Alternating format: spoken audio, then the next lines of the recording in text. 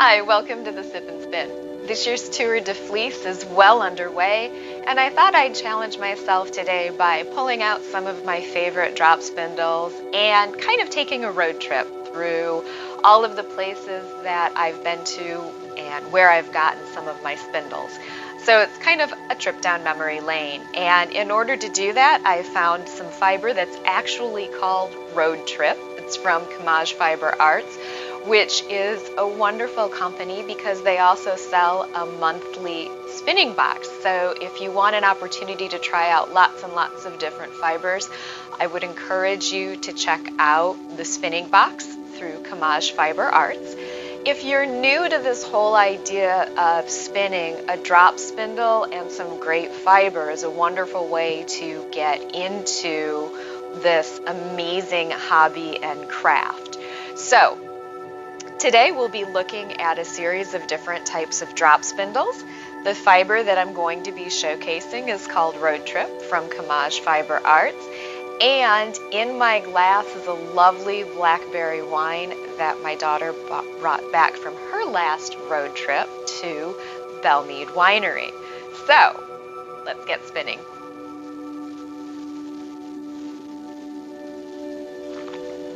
The first thing that I'm going to do is talk about some of the different types of spindles that are out there. So the first one that I'm going to pull up is called the Toggle Spindle, and this is predominantly for cotton.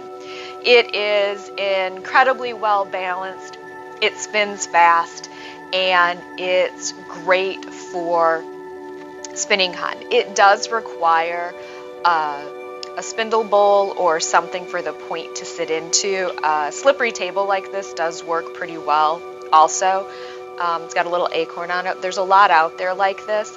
It is for spinning really, really fine, and it's got a nice weight to it as well. Probably not one that I would recommend for a beginning spinner. So I'm going to put this one back over in my jar of spindles and we will move on. The next one that I want to talk about is a really, really nice entry level spinner. I found this on a shop on Etsy. It's a laser etched drop spindle. It is a top Whorl spindle, which means the hook is up at the top.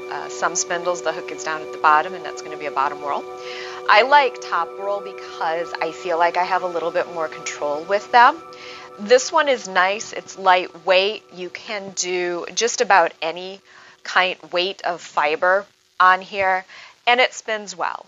And ultimately, that's what you want to look for when you're looking for a spindle, is you want something that's going to spin consistently and something that's going to spin well. Probably one of my favorite spindles is this one, and it's made with stone. And then it has a relatively long shaft on it, and I really like that. Again, it's a top Whorl. These are my favorite spindles. This one is really nice because this is a little bit of mix of mohair and silk. This one is nice because when you get it started, when you get your leader started on it, it spins forever. And that's something that you kind of want to look for in a spindle when you're just starting out. So I'm going to get this one going.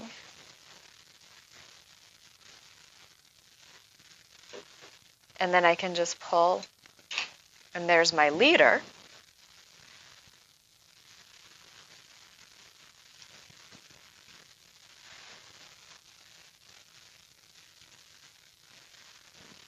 And I am off and spinning with this one. This makes a great travel spindle as well. I enjoy this one. Good travel spindle. One of my favorite travel spindles is a Novelty spindle, and I'm not going to talk about Turkish spindles because at this point I don't have any.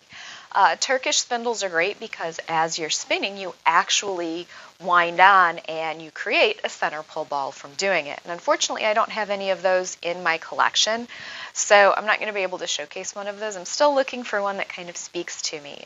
Drop spindles are more personal than spinning wheels because you do really want to find ones that talk to you. This one is one of my favorites. It's my Tardis spindle. And again, I found it on a shop on Etsy.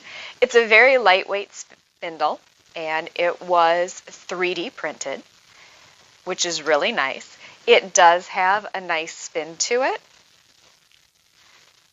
And this is one of those fun spindles to have when you're waiting in those long lines at Comic-Con for your favorite star's autograph. It's always fun to have a fun spindle in hand.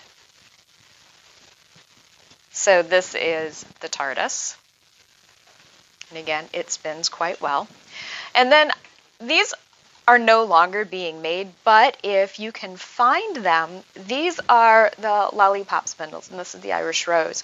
This is hands down one of my favorite spindles, and I got it from Toni at the Fold in Marengo, which I know she advertises quite a lot. It's a great little shop. It's a lightweight spindle, and this is absolutely my go-to spindle when I travel. I love how it spins. I love the weight of it. I can spin super fine, and it is a spindle that makes me very, very, very happy. The last spindle that I want to talk about a little bit before we get started on actually demonstrating using a drop spindle is a Russian spindle. And this is another support spindle. So I've got the bowl, and that is going to hold or support the shaft as I am spinning. And the nice thing with these you can spin very, very, very fine. And with these, you are spinning long draw. So as I get the spindle going, I just slowly pull out the fiber that I want, add the twist, and pull out more fiber.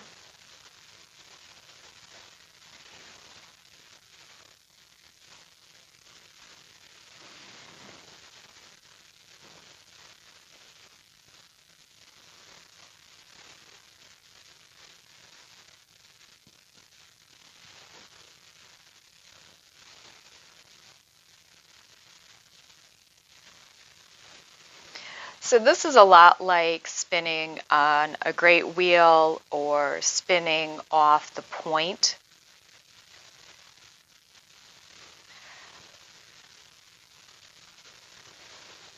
And I'm just adding the twist, drafting out more, adding the twist, and then winding on. And this one's nice because, as you can see, you can spin really, really, really, really fine on it. All right, so those are all of the types of spindles, sort of showcase. I'm going to put this one back in my jar of spindles as well. And let's get into the act of actually spinning with a drop spindle.